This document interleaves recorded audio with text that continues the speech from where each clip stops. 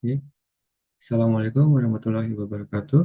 Sebelumnya perkenalkan, nama saya Novaldi Faryafdala dengan NIM G64012311029. Kali ini saya akan mempresentasikan tentang bagian awal materi kelima organisasi dan arsitektur komputer, yaitu internal memory atau memori internal. Nah, di sini ada operasi pada sel memori. Sel itu sendiri adalah bagian kecil dari memori. Di sini kita lihat ada operasi tulis atau write. Di sini control write-nya masuk dalam sel, kemudian kita select sel mana yang akan kita tulis. Kemudian datanya akan masuk dalam terminal ini. Sementara pada pada operasi read atau baca, itu control read-nya masuk dalam sel, kemudian kita select, kita pilih sel mana yang akan kita baca. Kemudian sel tersebut akan di-sense datanya. Nah, selanjutnya ada jenis-jenis memori semiconductor. Nah, di sini berdasarkan kategorinya ada read-write memory, yaitu random access memory atau RAM. Jadi dia erasernya atau penghapusannya itu dengan arus listrik per byte. Kemudian write mekanismenya itu juga menggunakan arus listrik. Dan kemudian volatility-nya itu volatile, yang artinya jika sudah tidak dialiri arus listrik, maka data yang ada di memori tersebut akan hilang. Kemudian ada kategori yaitu read-only memory, yaitu hanya bisa dibaca, tapi tidak bisa ditulis lagi. Yaitu uh, ada read-only memory atau ROM. Dia itu sama dengan programmable ROM, yaitu erasernya tidak tidak dimungkinkan karena hanya bisa ditulis sekali saja dan sudah tidak bisa dihapus lagi. Kemudian untuk penulisannya itu kalau ROM itu dia must, dia itu sudah ada cetakannya dari pabrik. Sementara kalau programmable ROM atau PROM itu penulisannya dengan arus listrik. Kemudian keduanya ini non volatile, yang artinya meskipun sudah tidak dialiri arus listrik, dia tetap masih ada datanya, menyimpan datanya. Kemudian untuk kategori berikutnya ada read mostly memory, yaitu memori yang lebih banyak untuk dibaca. Jadi lebih kalau untuk membaca lebih cepat, sementara kalau menulis mungkin lebih lama. Di sana ada erasable prompt atau EEPROM. Dia erasernya itu dengan UV light, yaitu dengan sinar UV penghapusannya kurang lebih selama 20 menit. Dia per chip. Jadi satu chip langsung terhapus dengan UV light. Kemudian write mekanisme itu dengan arus listrik. Sama seperti EEPROM, dan flash memory. Dan kemudian ketiga ini juga non volatile. Kemudian untuk EEPROM ini dia erasernya dengan arus listrik per byte. Dan kemudian untuk flash memory ini dia penghapusannya itu juga dengan arus listrik dan per blok. Kemudian ada dynamic RAM atau DRAM. RAM itu sendiri dibagi menjadi dua teknologi utama, yaitu dynamic RAM atau DRAM dan static RAM atau SRAM. Pada DRAM itu dia dibuat dari sel-sel yang menyimpan datanya pada kapasitor sebagai sebuah tegangan. Kemudian ada atau tidaknya tegangan pada kapasitor itu menunjukkan binary 1 atau 0. Jika ada maka 1, jika tidak ada tegangan maka 0. Kemudian di RAM itu membutuhkan refresh secara berkala agar datanya tetap ada di sana. Kemudian istilah dinamis atau dynamic pada dynamic RAM itu mengacu pada tendensi dari tegangan yang disimpan itu akan bocor secara sendirinya meskipun arus listriknya tetap mengalir. Nah, kemudian ini adalah typical memory cell structure. Di kiri ini adalah dynamic RAM atau DRAM. Jadi misalkan operasi membaca atau read, maka dari address line ini dia akan ke transistor ini akan menyambungkannya sehingga storage kapasitor dan bit line ini tersambung. Maka dari storage kapasitor ini datanya akan dikirim ke bit line sehingga di sini akan ada bocoran bocoran tegangan. Maka itulah kenapa harus di refresh secara berkala supaya data yang ada dalam kapasitor ini tetap ada meskipun sudah ditransfer ke bit line. Kemudian kalau operasi write atau tulis, maka dari bit line ini dia transistor akan ke transistor ini untuk memilih address line mana yang akan ditulis. Kemudian dia akan dari bit line ke storage kapasitor yang akan ditulis apakah satu atau nol akan ditulis ke sini. Kemudian ini adalah rangkaian untuk static RAM. Jadi dia membutuhkan setidaknya 6 transistor. Nah, dia ini lebih cepat dari dynamic RAM karena tidak memerlukan refresh. dia akan tetap ada di sini data pada transistornya selama listriknya tetap menyala. Dan kemudian ini lebih mahal karena menggunakan lebih banyak transistor dibandingkan DRAM. Nah, kemudian ini adalah penjelasan lebih lanjut tentang static RAM. Nah, static RAM ini menggunakan logic elemen yang juga digunakan dalam prosesor. Kemudian untuk menyimpan satu bit data, dia menggunakan logic gate flip-flop. Dan kemudian dia juga akan menyimpan datanya selama arus listriknya tersambung. Nah, kemudian SRAM versus DRAM. Pada persamaannya di sini yaitu keduanya volatile. Artinya eh, masih bisa menyimpan data selama masih ada arus listrik yang dialirkan. Kemudian untuk DRAM ini dia lebih simpel untuk dibuat dan lebih kecil. Nah, karena lebih kecil maka dia bisa lebih dibuat rapat lagi. Nah, kemudian dia juga tidak terlalu mahal dibandingkan dengan SRAM.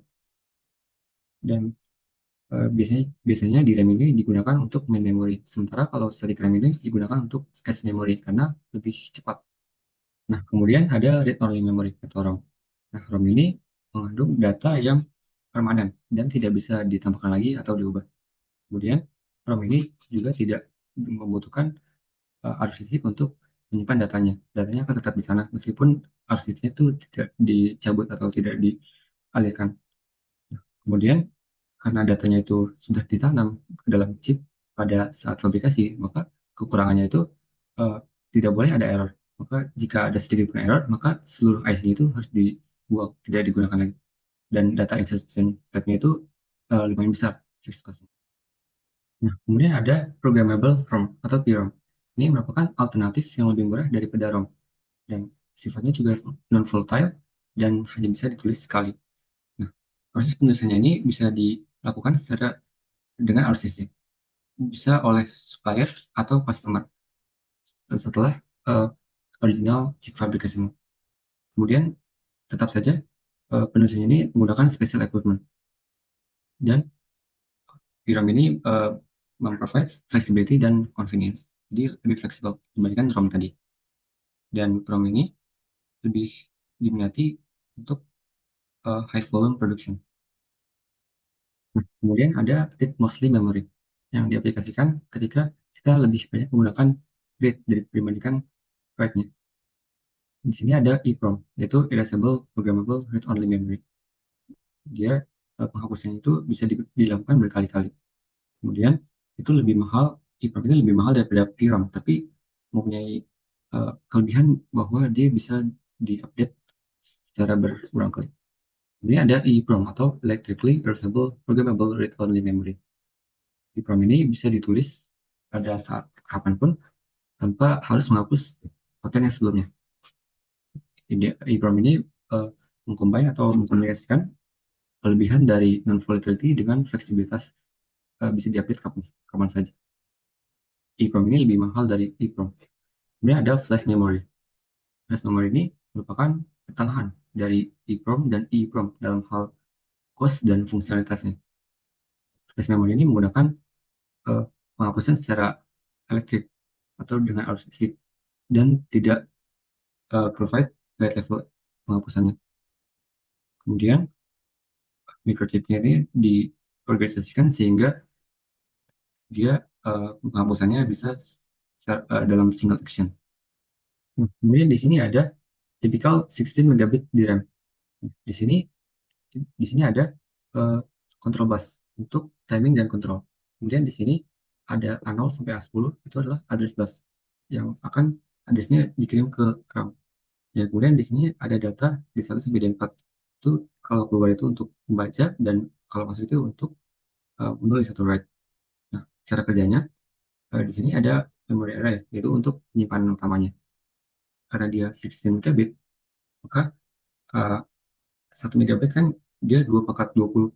Kemudian 16 itu 2 pangkat 4. Maka digabung jadi 2 pangkat 24. Nah, karena uh, karena di sini dibagi dua antara round dan column-nya, maka 2 pangkat 11 kali 2 pangkat 11 kali 4. Seperti ini. Uh, tiap barisnya ada 2048, kolomnya 2048, dan tiap selnya ada berkapasitas 4. Kemudian untuk eh, prosesnya. Misalkan di sini kita row-nya duluan, yang diambil address-nya, kemudian dimasukkan ke sini, kemudian eh, address dari kolomnya. Dari sini kolom address buffer, kemudian ke kolom decoder untuk ke memory array. Kemudian yang akan dispesifikasikan apakah yang digunakan itu write enable atau output enable. Write enable itu untuk proses menulis dan output enable untuk proses membaca. Nah, kemudian di sini ada refresh counter untuk refresh supaya karena misalkan datanya dibaca maka dia akan bocor, maka harus di refresh kembali dengan refresh counter ini setiap beberapa kali perulangan. Nah, kemudian di sini ada typical memory package, pins, and signal. Nah, untuk pada bagian A ini kita punya contoh chip EEPROM 8 megabit dengan organisasinya itu 1 megabit kali dengan 8. Nah, di sini ada alamat A0 sampai A19 itu adalah itu dengan total 20 pin. Itu untuk mengakses 1 megabyte dengan lokasinya 2x20. Kemudian ada data D0 sampai D7. Ada 8 pin untuk output data.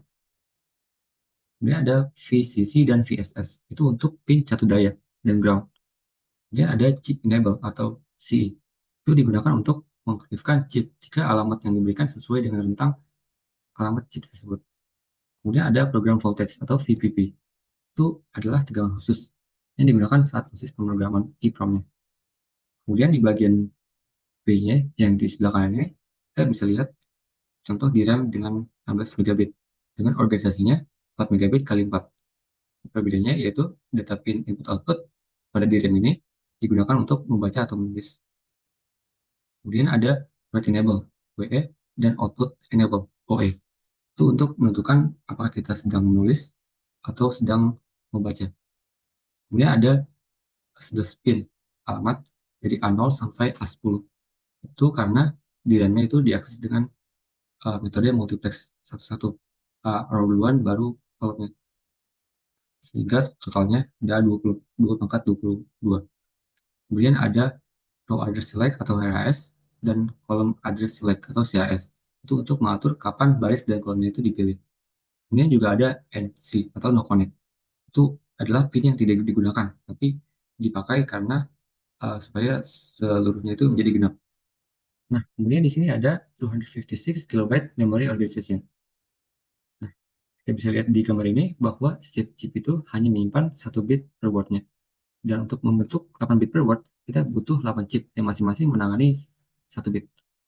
Dan alamat yang dibutuhkan adalah 18 karena 256 kilobyte itu kalau di dua pangkatkan jadi 2 pangkat 18. Dan semua chipnya menerima 18 bit alamat yang sama. Nah, kemudian setiap chipnya itu bertanggung jawab atas satu jalur data. Misalnya bit 0 sampai bit ke-7.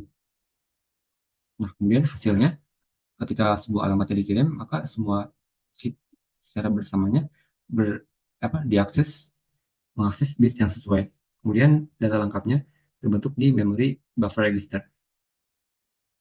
Kemudian pada gambar berikutnya yang ini itu mirip seperti yang tadi, tapi ini memori yang lebih besar. Contohnya itu pada gambar ini 8 bit kali 1 megabit word. Kemudian dengan prinsip yang masih sama, kita mempunyai 4 kolom di sini. Dan kemudian untuk 1 megabit word-nya diperlukan 20 bit alamat. 18 bit alamat terbawahnya itu dibagikan ke semua chip untuk memilih lokasi di masing-masing kolomnya. Sementara 2 bit alamat teratasnya itu digunakan sebagai sinyal seleksi kolom atau chip enable untuk menentukan kolom mana yang aktif untuk operasi baca atau tulisnya. Sekian yang bisa saya presentasikan kali ini. Selanjutnya akan dilanjutkan oleh teman saya, Ibnu Burhanuddin dan alias saya. Mohon maaf jika ada kesalahan. Wassalamualaikum warahmatullahi wabarakatuh.